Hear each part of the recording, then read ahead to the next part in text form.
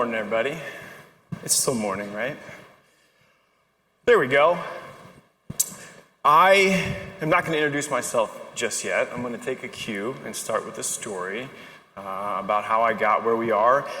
The best part about this morning that I've learned is that we're all in this room for the same reason, even though we come from so many different places, and I'm going to leverage that today. But for a second, before I do, go back with me.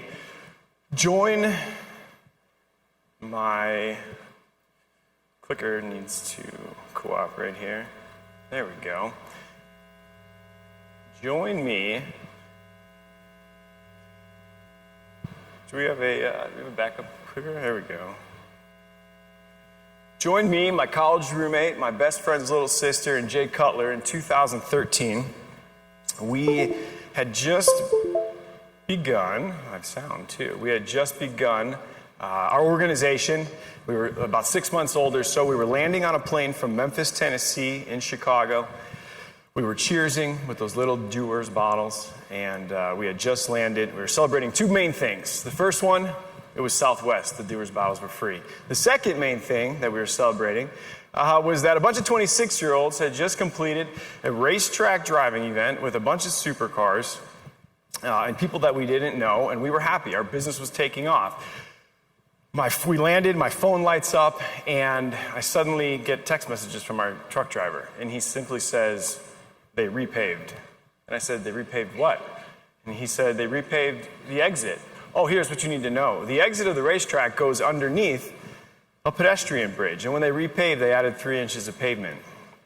The next picture that followed in the text message chain was the top of my semi-truck, completely sheared off, and the top of two supercars, graphic images to follow. The top of two supercars sheared off. If you've never seen a Ferrari go from a coupe to a Spider in just about 3 seconds, here you go. A few opportunities to view that.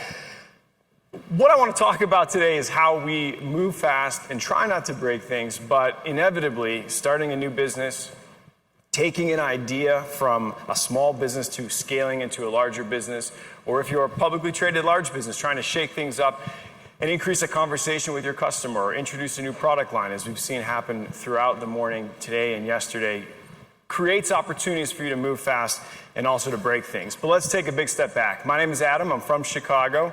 We started this business 6 years ago. It wasn't necessarily my idea. I'm not a race car driver. I'm a millennial. And this is probably the largest group of people I've stood in front of and raised my hand to proudly say, I'm a millennial.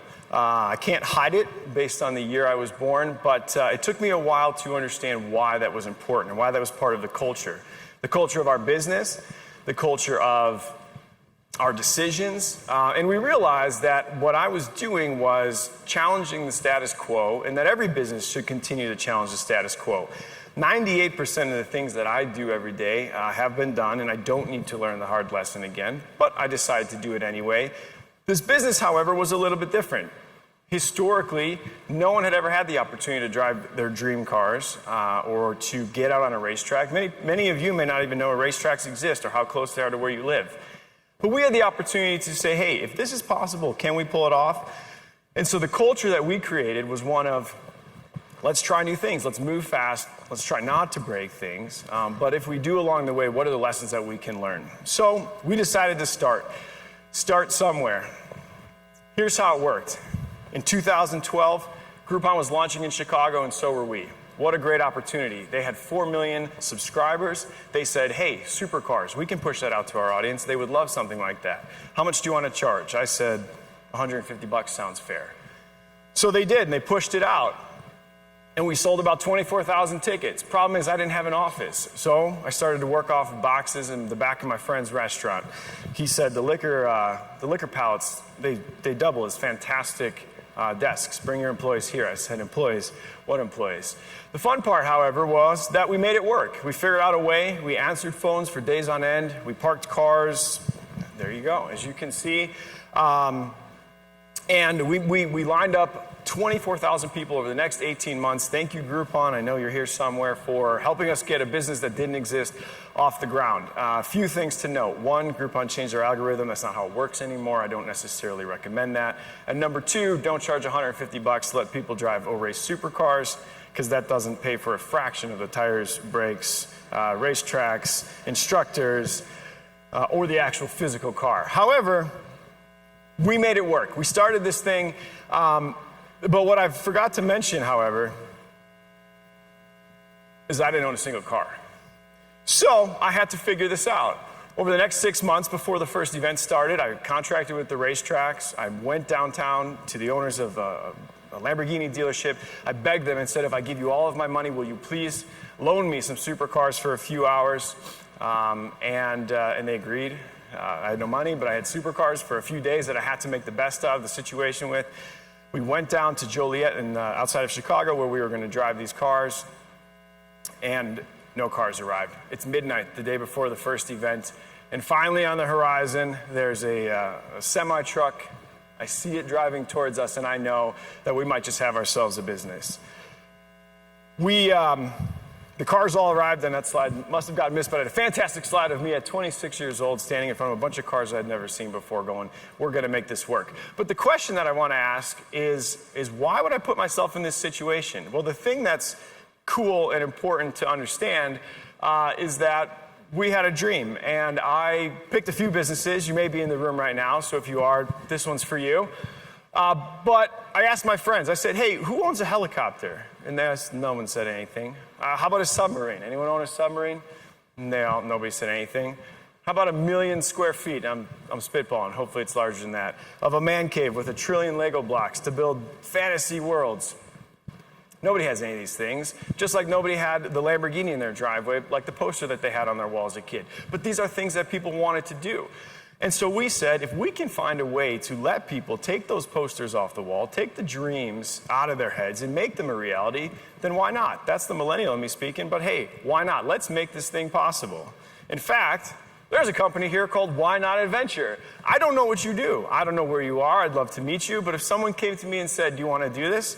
I'd say, why not? So we created Xtreme Experience, because you know what?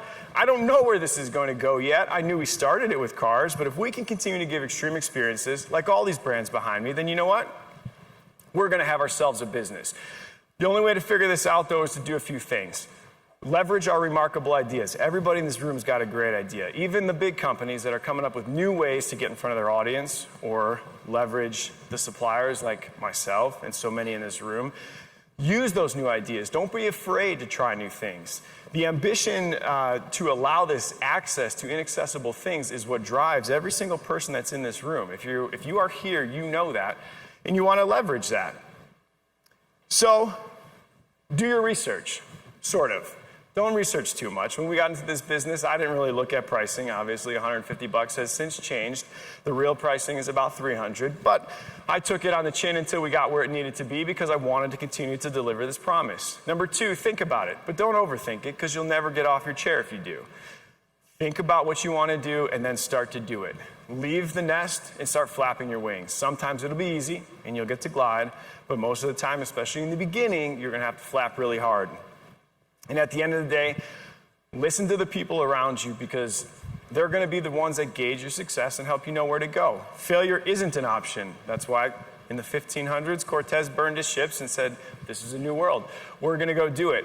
In the beginner's mind, there are many possibilities. In the expert mind, there are few. So maintain being a beginner. So let me bring this thing home. We learned a few lessons on the things that we broke along the way. But I refuse to stop pushing our organization to move fast. Fast is what's important, because fast is how you learn, especially in our industry. It's exciting. And if we slow down, we may miss what the customer wants next. We may miss the fun technology that comes next.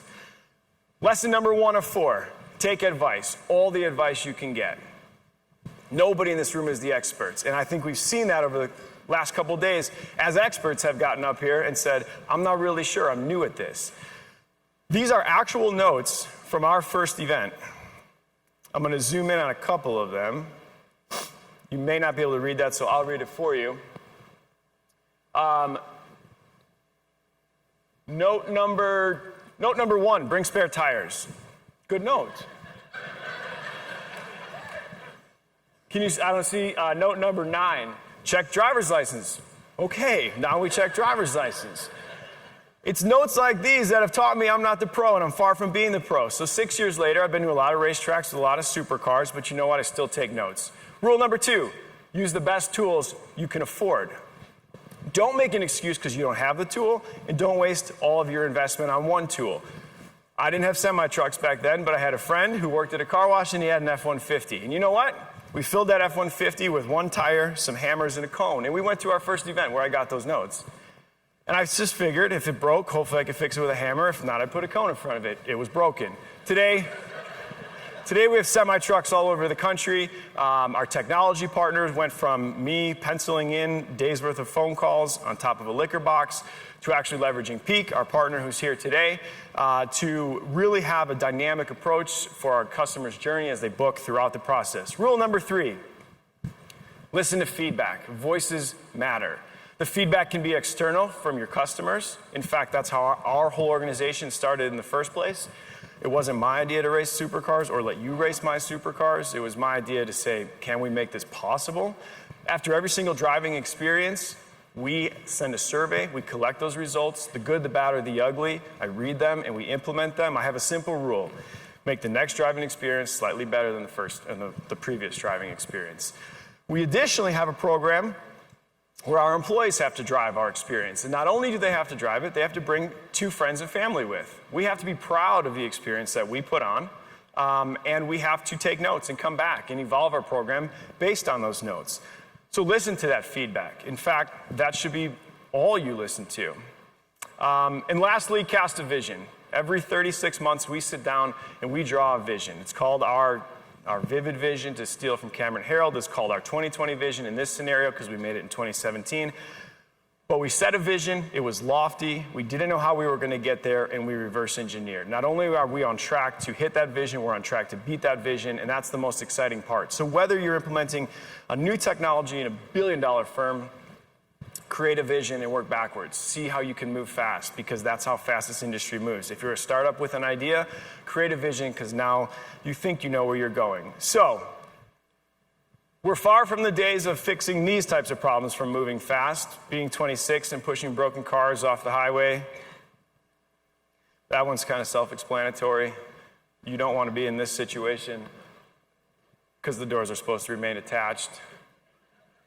Or whether you're driving and racing in the snow or pushing cows off a track in New Orleans, the point is that you're going to have problems. And you're going to keep breaking things if you're moving fast enough. But if you're not moving fast enough, then you slow down. When you slow down, you start to die, and we never want to be there. So, all that I'm going to leave you with is, whatever the project is you're working on, if it's in a big organization, a mid-sized organization, a small organization, or if you're here because you have an idea and you want to know what do I do next, leave the comfort of the nest, flap your wings, go home to the people around you who support your idea and the team that's going to get it to work, and ask them, are you moving fast? And are we trying to break enough stuff along the way?